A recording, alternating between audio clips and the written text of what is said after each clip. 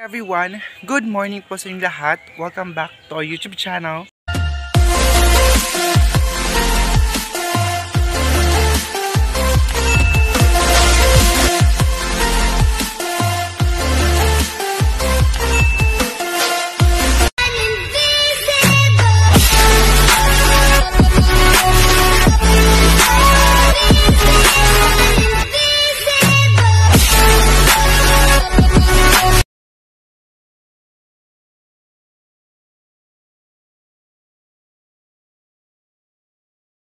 For this video, sa mga bago pa sa akin channel, please huwag po kalimutan mag-subscribe, notification bell, para ma-update ko kasi mga videos, and don't forget to like, share, and comment guys. Maraming salamat po. So ngayon, nandito pa rin tayo sa bayan. Dahil nga po, para sa graduation ng kapatid ko tomorrow.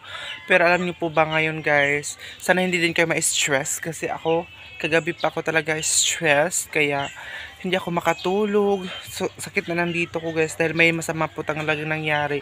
Kasi, sahudan po ng YouTube namin is 27, 28, parang ganon. Pero kahapon, nung nakaraan, nung 26 pa, 27 pa ata kami pumunta ni mama ng bayan. So, nagpaiwan na ako. And then, so, nung 27, excited sila mama na sumama sa akin kasi nga po may sahudan. Hindi malaki yung sahod natin, guys. Maliit lang po talaga, pero sobrang excited sila mama dahil para makabili kami ng bigas at saka grocery dun sa bahay. Pero sad to say, yung pagpunta po ni mama dito is hindi pa ako nakapag-withdraw. Hindi ko alam kung bakit ano na naman nangyari. Ganun talaga. Dati din ganun din ang nangyari sa akin. Hindi na kapag mag-email na yung YouTube ay makukuha mo agad siya. Meron talaga mga delay or late. Pero nung kahapon, kasi nga po, yung sabi ni mama sa akin na babalik daw sila dito kapag mag-withdraw na kasi nga po gusto talaga nilang mag-grocery. So, yun, nag-withdraw ko tinatry ko na namang mag-withdraw kahapon. Hindi pa rin. Tapos, mga alas 2 ng hapon, nag-email po sa akin si YouTube na your payment didn't go through. Yan po ang sabi niya. So, ayun siya guys, hindi ko alam kung anong gagawin ko sa mga makatulong po sa akin kung paano siya gawin. And then, nag-message na po ako kay Ate Annie Iskayom, yung vlogger din po siya guys, kasi yun ang tumulong sa akin dati sa bank account ko. Kasi may something talaga na parang kailangan pa i-remove yung account tapos ibabalik na naman, ganun talaga. Pero ngayon is nag-google na ako kasi nanonood ako sa YouTube kung paano siya gawin, kasi pwede naman sa YouTube paano doon na naman sa YouTube ka manood para may guide naman doon. Pero hindi talaga guys, isang gabi hanggang ngayon hindi pa rin siya naaayos. And then yun, tinawagan ko si mama na hindi pa rin ako nakapag-withdraw. Kaya sabi niya, paano na to, ganito ganyan. Yung pag-uwi namin ng kapatid ko doon sa bahay, sobrang na-stress na talaga ako guys. Kasi dadalhin na namin yung magamit doon ng kapatid ko doon sa bahay. Gusto ko baka kami may pabili kaming grocery, bigas at saka pamasahe namin. Ako talaga yung na-stress ngayon dahil promise sa mga nakakaalam kung paano siya gawin. Hindi ko talaga siya magawa kasi nag-search na ako, tapos yun, ginawa ko ng lahat, hindi pa rin siya na-resolve ang natin bank account. So dito muna tayo, sobrang init ngayon dito. Lampang wala yung sounds mo lang. Igakon ako. Nandito pala yung kapatid ko. Kalang? Nandito yung kapatid ko, nandun siya sa loob. So yun na nga po, yun po yung nangyari. Parang kahapon pa siya. And then pag alas 2 ng hapon, yun nga po, nag-chat na sa akin yung YouTube na ganun ang nangyari talaga, na hindi mo siya pwedeng makuha kasi something wrong talaga. Basta mga ganun, mga didn't go through sa mga vlogger dyan na mga nakasahod na mga ganun. So anong pwedeng paraan para makuha natin siya, kasi wala talaga. Lahat ginawa ko na, pabalik-balik ko nang nag-search ako sa Google AdSense. Hindi ko makita yung bank account ko guys, kasi usually kapag ma-search mo yung Google AdSense, direct na makita yung bank account mo. Tapos pinabalik-balik ko na hindi talaga siya makita dahil super hindi ko alam kung paano siya gawin. Sobrang stress na ako. Tapos ayun, kapatid ko doon siya sa loob, namiga siya doon sa part. Ayun yung pinsan ko doon, ano ba yung house nila. So and then siguro bukas uuwi kami doon ng kapatid ko doon sa uwi na kami doon kapatid ko sa bahay. Ay, may mga tanim-tanim pa rin dito. sa mga nagsabi na huwag ka ma-stress. Kaya nagpost ako sa kahapon sa Facebook na sobrang malas. Bakit ngayon pa talaga nangyari yun? So, hindi talaga may iwasan yung may mga pangyayaring hindi maganda. Kasi, super, hindi ko na alam kung anong gagawin ko guys. Promise. Kasi, imbes na kailangan namin yung pera. Doon pa siya, hindi makuha. Doon pa siya mawala. Or, hindi na namin siya mawala. Yung wala na ako ibang paraan kasi nga po, pag usually talaga, ulitin ko po, usually talaga, pag mag-search ako ng Google AdSense, lumalabas agad yung bank account ko. Pero ngayon, pag lumabas, may nakalagay doon na no primary bank account. Tapos pag mailagay ko yung bank account ko doon, hindi siya mailagay kasi hindi siya matulpok. So, yun na.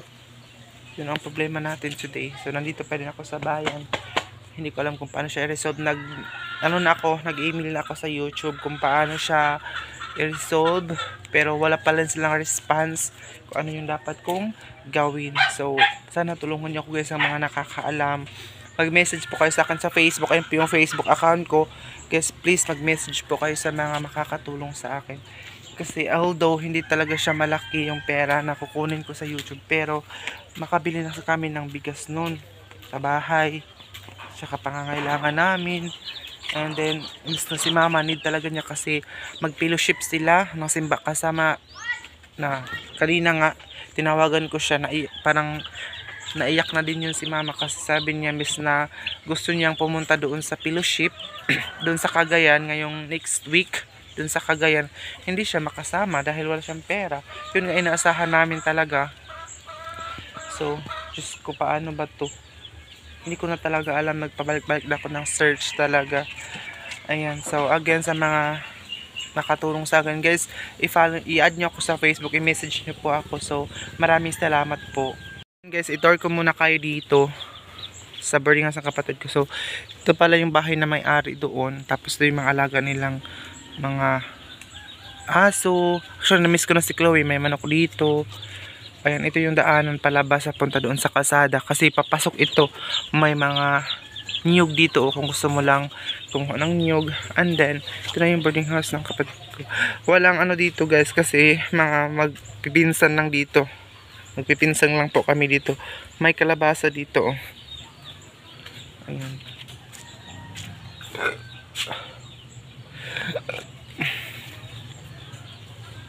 Ayan siya. Tapos ito na. Dito na tayo. Ito ay sa ano niya. Kasama niya dito sa loob. Meron kasi, dalawa kasi sila dito. So, isa dito college din.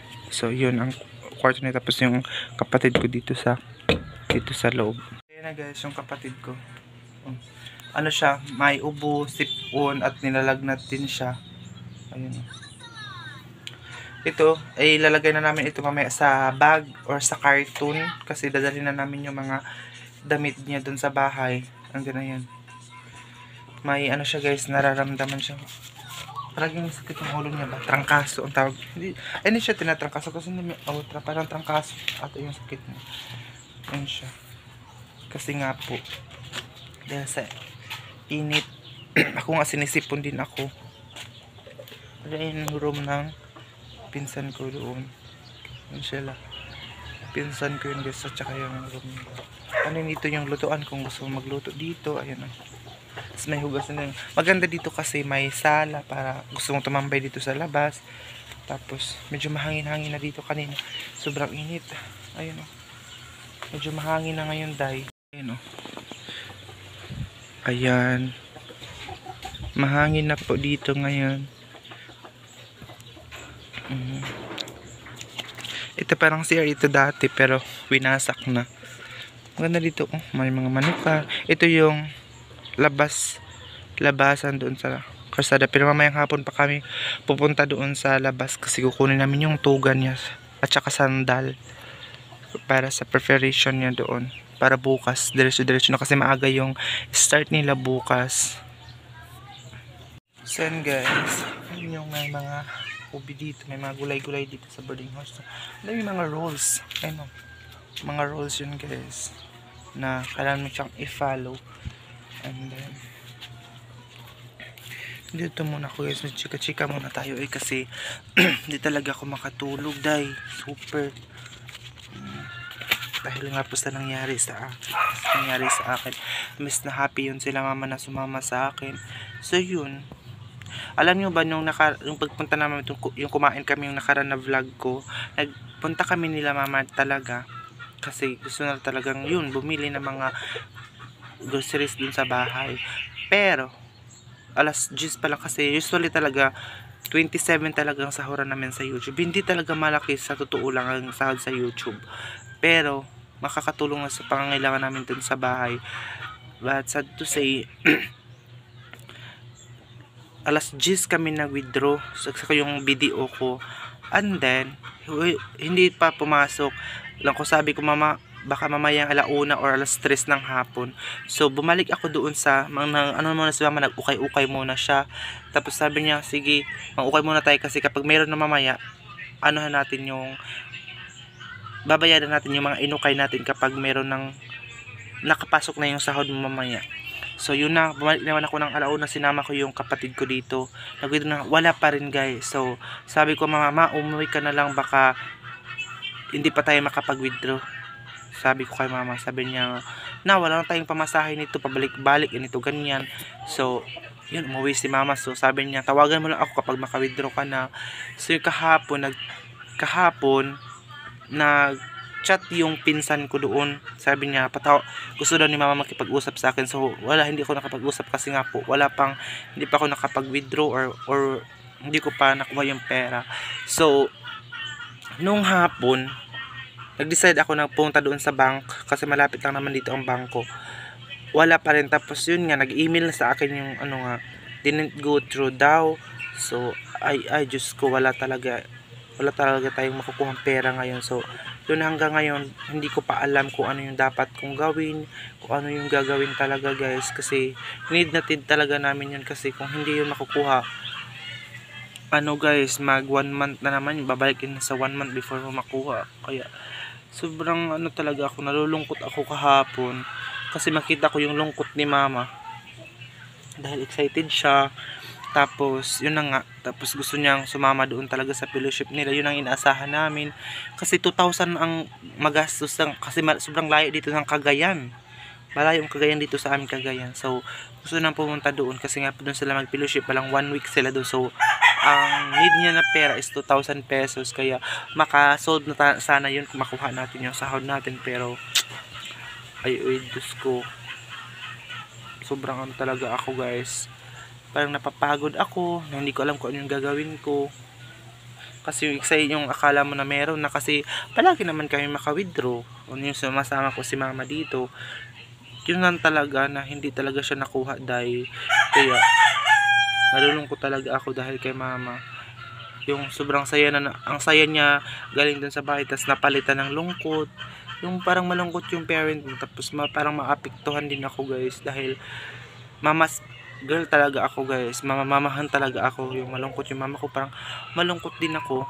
Kaya yun, kailangan ko yung hanapan ng iba pang paraan. Kaya kung sino yung makakatulong sa akin, mga kaibigan ninyo or may mga kayong vlogger na pwedeng makatulong sa akin, kung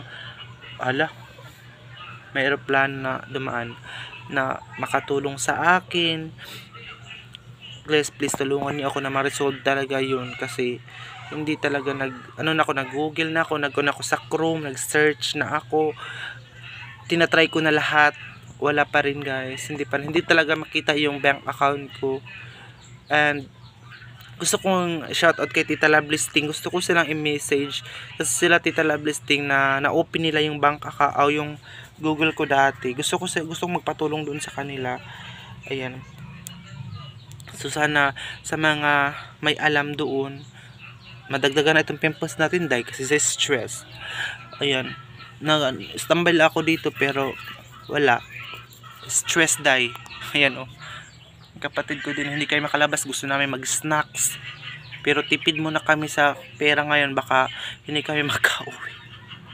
Tipid dahil kasi ang mahal ng niya dahil dress at saka ang tugan na dahil ang mahal ng rent. Oo, mahal talaga ang rent ngayon ng tuga para sa graduation na tumulong. Tapos bumili pa kami ng sandal niya. Day, super duper. Kaya yun na, sana may maka-help sa atin na makasolve at magawa ng paraan para mawala yung lungkot natin sa buhay. Kaya thank you so much guys. Sana i-share nyo ang vlog nga ito and para makita ng lahat at para may makakaalam. Guys, itag nyo yung may alam at saka guys, please ipiin nyo po ako sa aking Facebook account. Maraming salamat po talaga.